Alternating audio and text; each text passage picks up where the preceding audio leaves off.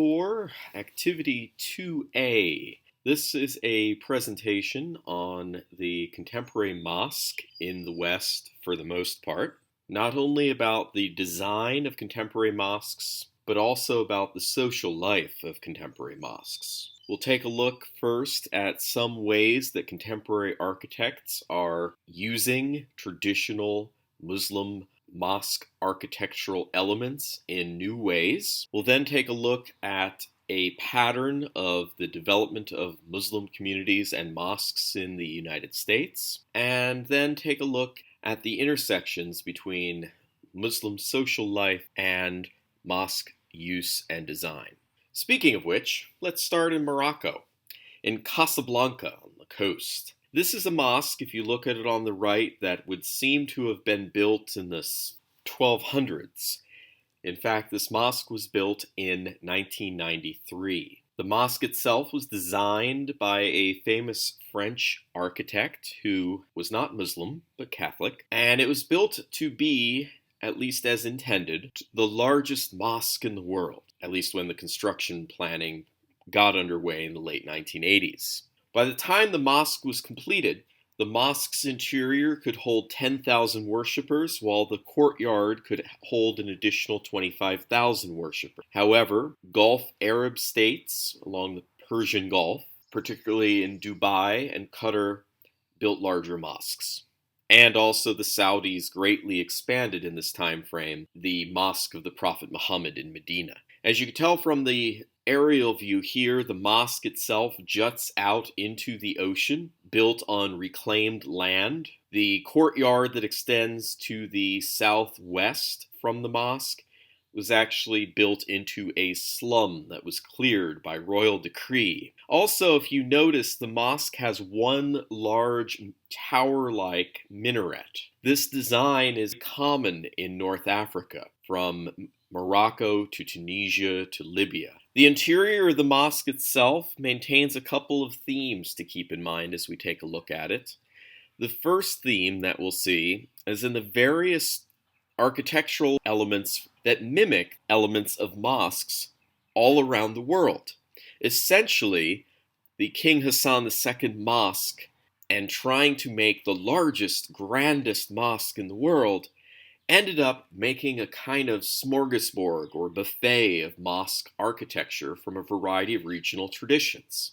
So, for instance, on the left in this colonnaded hallway, we see these arches that are designed much like the onion-shaped domes common in Iran, Pakistan, Afghanistan, and northern India. On the top right, we get to see some of the arches comprising the ceiling in the musalla or prayer hall. And you see those rippled arches. That rippled effect is common in mosques in Syria and Lebanon. And then on the bottom right corner, we get to see the view inside the musalla looking forward across the prayer hall space. And if you notice those clusters of columns, in this case 4 columns clustered together to form a single base of an arch, those narrow columns, a hallmark of Muslim architecture from Spain. The second theme we see at the King Hassan II Mosque is this idea that the mosque is built upon the ocean and maintains that paradise garden theme so common in classical Islamic architecture. So if we go to the lower floor of the mosque, we find places to make wudu. We also find places to take a ritual bath or ghusl. Elsewhere on the lower floor of the mosque, there are fountains greeting us. And I want to point out the tilework design and the use of columns and the arabesque in this space. So if we look at the floor, we can see that there's an ornate tilework patterning relying on that classical element of the arabesque, repetitive geometric shapes. The fountains are raised up throughout this room and continuing on into the room beyond. And each of those has kind of an organic feel, as if they are mushrooms or some sort of plant or lily pad, with water pouring off of them and onto the floor, much again like the traditional fountains we would see at the Alhambra or even in the gardens outside the Taj Mahal. If you look at the columns, the bases of the columns have ornate, repetitive geometries of tile work. And we look up the columns, each column recedes into the ceiling. The ceiling, by the way, again, another classical Islamic patterning of repetitive geometries. However, look at the way that the columns connect to the ceiling. They don't stop at the ceiling. They go up into the ceiling and into an area of the ceiling that is full of recessed lighting. And right before the columns meet this area of recessed white lighting, you can see this decorative embellishment around what would be the capitals, the tops of each column. And it makes the columns look like palm trees. Sense you get is that these are palm trees extending with their branches in a glowing white realm above. See, clever, I think. But let's go and look elsewhere for some designs that are not as traditional, as overtly traditional, I should say, as the King Hassan II Mosque in Morocco. Here is a proposed design for a mosque in Tehran, the capital of Iran. As you can see, the architects superimposed a three-dimensional model for the mosque on a typical Tehrani street. It stands out. It's steel and glass framework, so it's very modernist design. It's crisp. It has stark lines. But if you notice carefully, before we move into a couple other views of the mosque and a cutaway profile view of the mosque, there's also a significant degree of curvature in the design. The back of the mosque has this bulbous shape. That's going to matter when we see the cross view of the mosque in a moment. And then that front of the mosque, front facade of the mosque, also has this curved shape. So let's look at that curved shape a little closer. There's something we couldn't see before. A decorative, repetitive geometry forming vague vegetal patterning. So there again is that classical arabesque. And what we're looking at is the entrance of the mosque is very typical of classical Islamic architecture from the Safavids through the Mughals, the empires that all originated out of what's now modern-day Iran. And those types of grand mosque architecture among the Safavids or the Mughals are what we would call Jami mosques or great mosques. And the characteristic element of a Jami mosque, greatly exaggerated entrance. We saw this several weeks ago in the before time when we took a look at the role of thresholds in sacred spaces, and I shared with you the ways that thresholds can be highly decorative and sometimes even exaggerated in their dimensions to give you a sense of grandeur as you enter the structure. Let's enter the structure, by the way. Again, a sketch of what the architectural firm suggested would be the interior. We see here the musalla or prayer hall, and it's circular. There's the imam standing up with the men gathered on the floor behind him. And then if we look above, there's a half balcony covering the prayer space, and that is the balcony space for women. But when we look at the cross-sectional view of the mosque, we can see that there is a very traditional Safavid element incorporated, hidden in the mosque that's only really noticeable in cross-section. Do you see it? First, look how the mosque is basically a cube. Each floor has different functions, and the floor space for the musalla is given basically 2 floors out of the mosque's design. The main floor for the men and a second floor half balcony for the women. Look at lines in this design that are not vertical or horizontal. Do you see it? Yeah, right here. The dome at the top of the building extends down into the structure itself. This onion-shaped, bulging dome with a pointed top is a very, very traditional Safavid, Persian, Iranian design. If we go to Bavaria, we could see a mosque that's difficult to identify initially as a mosque. Now at night, the only thing we can tell is the lighted minaret provides us with a glimpse of Arabic script. However, during the day, passing by this mosque in Bavaria, is it a mosque? Is it a bank? Is it a business? Is it an art gallery? It's really hard to tell unless we see the sign that says this is a mosque. But if we enter the mosque and look at some of the interior design, then we see this kind of crisp, modern, simplistic, for the most part, design, but with healthy doses of arabesque design, such as the repetitive geometries of the ceiling. So the mihrab is not integrated into what is essentially a stained glass window. And so without the mihrab as a niche or recess in this wall of windows, the mihrab is a freestanding, decorative metallic structure in front of which the imam can sit and lead the prayer service and deliver a khutbah or sermon.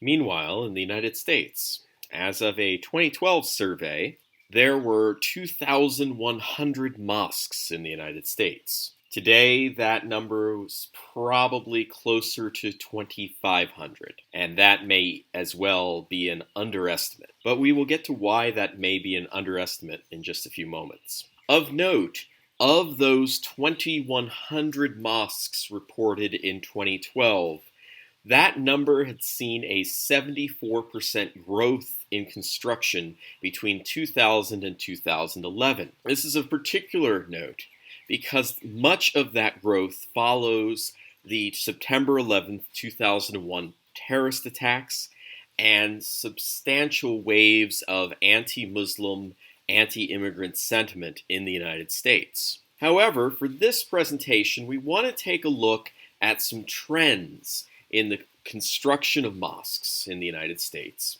What we tend to see is a basic pattern in Muslim communities in the United States over what kind of mosque serves that community. Initially, an immigrant Muslim community in the United States would have been, and continue to be, served by borrowed space in an apartment or a house, a store, or other building that is used on occasion as a place of prayer. There's then a shift to leasing space in a building designed not as a mosque, but as a store or as a house, and making that temporary space in a store or a house a full-time leased mosque space. But as these Muslim immigrant communities grew through growth in numbers and greater financial capability, there's the opportunity to lease or purchase even larger space, often with an eye towards multiple uses, not just a room for prayer, but space for classrooms, space for what Christians would call fellowship halls, for instance. And then, ultimately, the purchase of a purpose-built structure, a building intended to be used from its design through its construction as a mosque. These latter purpose-built mosques number among the fewest mosques in the United States. And we'll take a look at each of these three types of mosques in just a moment in this presentation. A majority of mosques in the United States, particularly in urban areas, are storefront mosques. Storefront mosques come with some pros and cons for local Muslim community. They are leased space most often, so that means that the Muslim community does not always own the property. They are often leased spaces, meaning that the Muslim community worshiping at a storefront mosque does not have the benefit of considering their own mosque as a financial asset. Sometimes the building owner in which a storefront mosque is located is a Muslim, but not always. A benefit to these properties is that they are relatively inexpensive and widely available. Now, there are challenges to Muslim practice when using a storefront mosque. Another challenge is facing Mecca during prayer. Just because you were able to find a storefront to use for your worship space doesn't mean that there's a conveniently located wall that you can face for prayer. The most convenient space, as I mentioned in our Week 4 Activity 1A presentation on classical Islamic architecture, is the Quranic requirement to stand in prayer facing Mecca, shoulder to shoulder with your fellow Muslims. What happens if your mosque, worship space, your musalla, does not have a single wall facing Mecca, but perhaps a corner of the structure faces Mecca. In that case, as you can see in the top right corner, through some creativity, a mihrab is added to the corner of the mosque structure, and then awkwardly, Muslims must stand in rows at angle to the walls to pray. Often also storefront mosques provide capacity issues, particularly during holidays. And as the mosque grows, that may mean worshippers end up praying on the sidewalk or in the parking lot outside of the mosque. And never mind the issue of providing a segregated by gender space for men to worship separate from women. Often in a storefront mosque, space for women may simply not be available. Now, as Muslim communities grow and their financial resources increase, the next step up from a storefront mosque is to buy a freestanding structure and convert that structure into a mosque, what we would call adaptive reuse of a building, making a building that was built for one purpose, a school, coffee shop, a firehouse, a church, and remodeling it for use as a mosque. Now, often repurposed mosques do provide more space than a storefront. However, they also come with their own design challenges.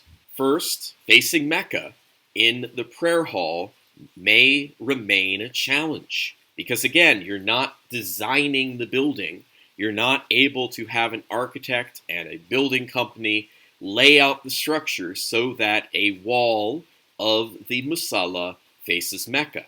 The largest room in the structure that you've purchased to redesign and reuse as your mosque may not meet all of your ideal space needs. Of course, there's also the question of the capacity of the building to be used as a community center. Most mosques in the United States have shifted towards not only being a place to gather for prayer, but also a place to meet different needs of the community. And so those needs of the community, particularly as the community grows, may be uncertain at the time that your bank account for the mosque allows the community to or buy a repurposed structure.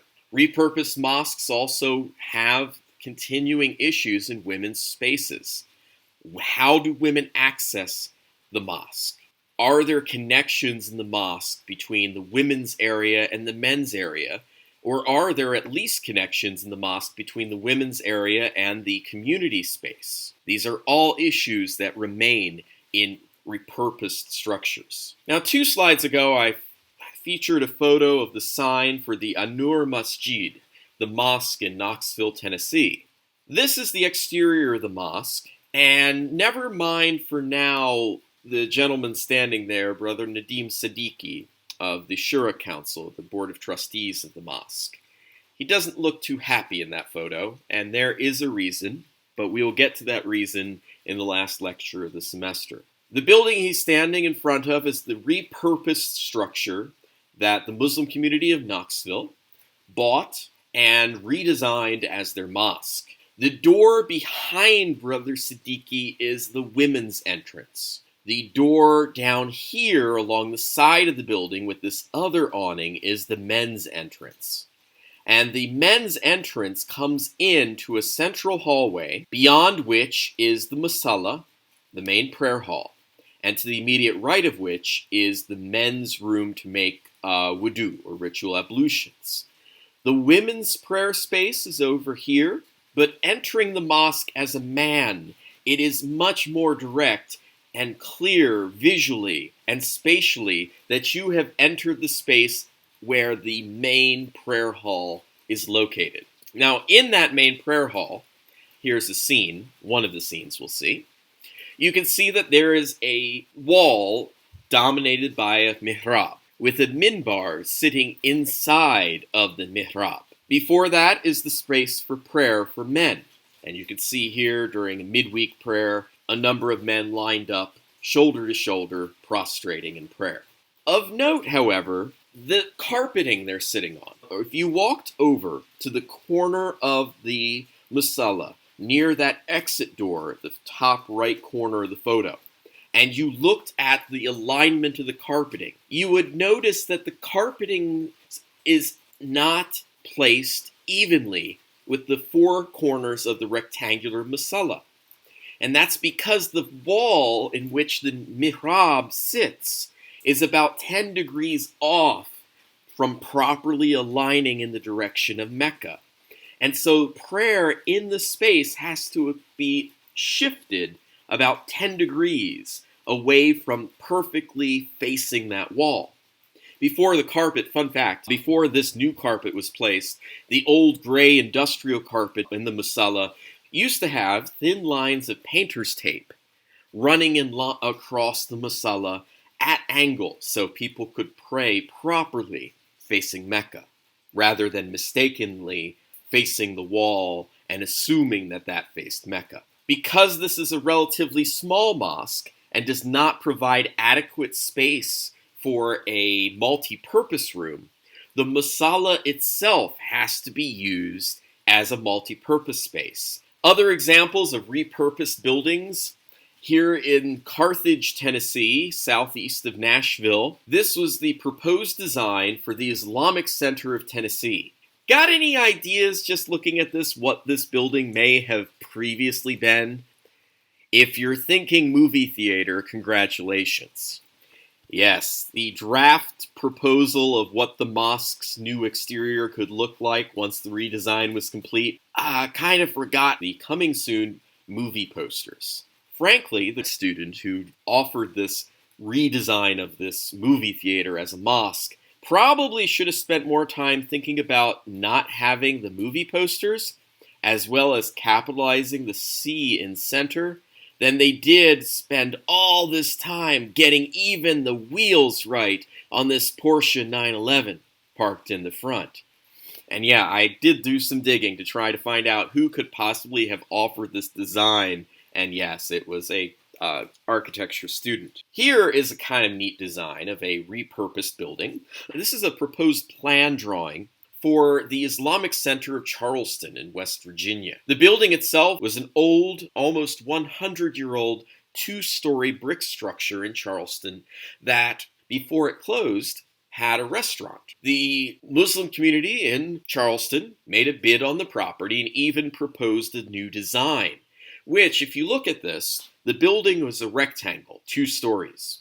The redesign suggested to address the challenge of none of the 4 walls of the structure facing Mecca, to knock out the core of the building, extend the building out just a bit with a rectangular musalla or prayer hall that would have one wall facing Mecca. Here's the mihrab on this side. Overall, the trend among mosques using repurposed buildings has been a shift from the mosque as a simply place of prayer to a community center, offering a range of services for the community. For many mosques, usually the first community-focused effort beyond worship has been to provide educational facilities for Muslim children. However, with many mosques, especially those in urban areas, offering after-school programs, fitness and recreation facilities, adult education opportunities, a lending library, have also been significant concerns. An emphasis on mosque as community center also has implications for the ideal size of a building to use as a mosque, as well as even the necessary use of campus-like spaces. Such was the case at a mosque built recently in Murfreesboro, Tennessee, outside of Nashville. We'll take a look at the mosque in the documentary for Week 6, Activity 1, and the controversy that surrounded its construction. Now, one thing that we haven't touched on, but we can't ignore, is the role of gender in the life of the American mosque. If we look at women's roles in the mosque, women at American mosques tend to be as active as volunteers as women are in Catholic or Protestant churches. However, when we look at mosque leadership and when we look at actual numbers of women participating in mosques in America, we see a very different picture than if we looked at your typical Baptist church or your typical Catholic church or your typical Mormon stake. What we see in mosque leadership in the United States is, of course, mosques are run by councils or boards called shura boards to notice about gender and gendered participation in American mosques. From a 2015 study looking at women's roles in mosque leadership and activities at the mosque, we see that there is a striking difference between mosques which are majority African American and mosques that are majority immigrant. Among African American mosques, 80% as of 2014-2015 had women serving on their boards or their shura boards. On the other hand, only 25% of non-African American mosques had women serving on those boards in those leadership roles. Generally, the way this breaks down among non-African American mosques is along lines of conservatism and along the ethnic lines of the majority group in a mosque. Generally, the more conservative the mosque, the fewer women in leadership. And we'll take a look at how we can infer that from this same 2014-2015 study in just a moment. Also, we can look at ethnicity of the majority of the mosque's membership, or at least the majority of the influential men of the mosque. And what we tend to see is that mosques where a majority of the influential men in the mosque are from Southeast Asia, such as Indonesia, or East Africa, or North Africa, we tend to see a slightly higher rate of participation for women. However, if a mosque is dominated by South Asians, such as Pakistanis, or if a mosque is dominated by Arabs, the participation of women in leadership roles is significantly reduced. That's not to say that even in majority Syrian or majority Saudi mosques in the United States, that women are locked out of activities. In fact, as often is the case in Protestant churches, women are often the organizers of activities in the life of the community. When we look at mosques, regardless of their numbers of women serving in official decision-making roles, we still see a trend that's very different in terms of participation in worship than we would see in a church or a synagogue in the United States, for the most part. Where women serve on the board of non-African American mosques, average attendance by women at Friday prayer is 20%. Meaning, of all the women that are a member of a particular Muslim community, if we are looking at a mosque where women do actually serve on the leadership board, we're still only seeing 20% of the women of that Muslim community at worship on a Friday. And the number is even lower at mosques that don't have women or don't allow women on the board, where the average attendance at mosque on a Friday is only 13%. So what's going on? Why so few women at Friday prayer? Before we look at the bullet points in this slide, if you listen to conservative Muslims, there is a common refrain that nothing in Islam makes attendance at Jummah prayer a requirement for women. On the other hand, men are, by this conservative line of reasoning, required, religiously obligated to attend Friday prayer. But there are other factors. Ignoring the first bullet point for a moment, we'll come back to that. First, when you've created, particularly if you are in a Middle Eastern culture, if you're, say, in Saudi Arabia, where there are separate shopping malls for men and women, there are separate restaurants for men and women. Until recent years, women were not allowed to leave the house without a male escort or drive by themselves on the streets or have the right to vote. Then if you are looking at a mosque in such a gender-segregated culture, it can make sense in such a gender-segregated society that mosques become seen socially as gathering spaces for men. On top of that, interviews with Muslim women in the United States, whether immigrants, the children or grandchildren of immigrants, or converts to Islam. There is the sense of creating special spaces for women, that you are worshiping in a space with women. In fact, there are efforts underway, or have been underway, in California, as one location, experimenting with creating mosques, whole Muslim congregations, only for women. Now, if you go to a mosque where both men and women are worshiping, you'll notice that it's hard to avoid the spatiality, these physical dimensions of gender segregation in fitting both men and women worshiping separately into this one space of the mosque. Common arrangements can often be women at the back of the musalla with men at the front. Less often in the United States, far less often in the United States, but commonly in Indonesia or East Africa, men on one half of the mosque, women on the other half of the mosque. But what we really start to see is in storefront mosques and in some repurposed mosques, the use of partitions, of dividers to separate a prayer hall so that not only are men and women worshiping on separate sides of the prayer hall, they're worshiping in ways that they cannot see each other. And that's why when we look at purpose-built mosques in the United States, buildings that were built to be a mosque, I know of no purpose-built mosque anywhere in the United States today that was built without a completely separate space created for women to pray separately from men and to not share the same floor of a musalla with men. And there are running jokes among Muslims about what the quality of those separate women's rooms look like. Are they in the basement? Do they have a tinny PA system that makes the imam during khutbah piped into the women's prayer space sound like the teacher on those old Peanuts cartoons with Charlie Brown?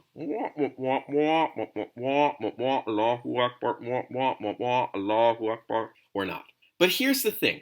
When we look around the world, away from American mosques, this low percentage of attendance that we see in the United States is only mirrored in the Middle East and in parts of Europe. In Southeast Asia, in East Africa, women's attendance is comparable to men's attendance. But there's a challenge to this. And the challenge to treating the Friday prayer as a men's only good old boys club is that desire for the mosque to function as a community center. As a community center, a mosque invites women's participation by necessity. And so one of the things that the move towards community center style places of worship that we've seen in the United States among mosques has been the idea to have a second day of the weekend as a time for community gathering at the mosque. It's basically saying it's a sort of a compromise. It says Friday early afternoon prayer,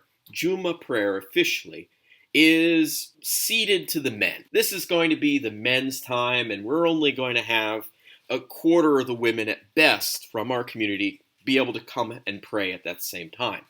However, we're going to turn around, and this is that bullet point that I skipped on the previous slide, and we're going to turn around and we're going to have Saturday morning, or we're going to have Sunday afternoon or Sunday morning designated as the family or community worship time, that we invite men and women and children to come to the mosque to have prayer, to have a potluck, to have religious education classes, a lecture series, book discussion groups, recreational activities, all together as a larger Muslim community, one day of the week that's not that Friday afternoon that's just been the men's time at the mosque. And so that's what we start to see, driven by this desire, this very American desire to have the mosque as a community center.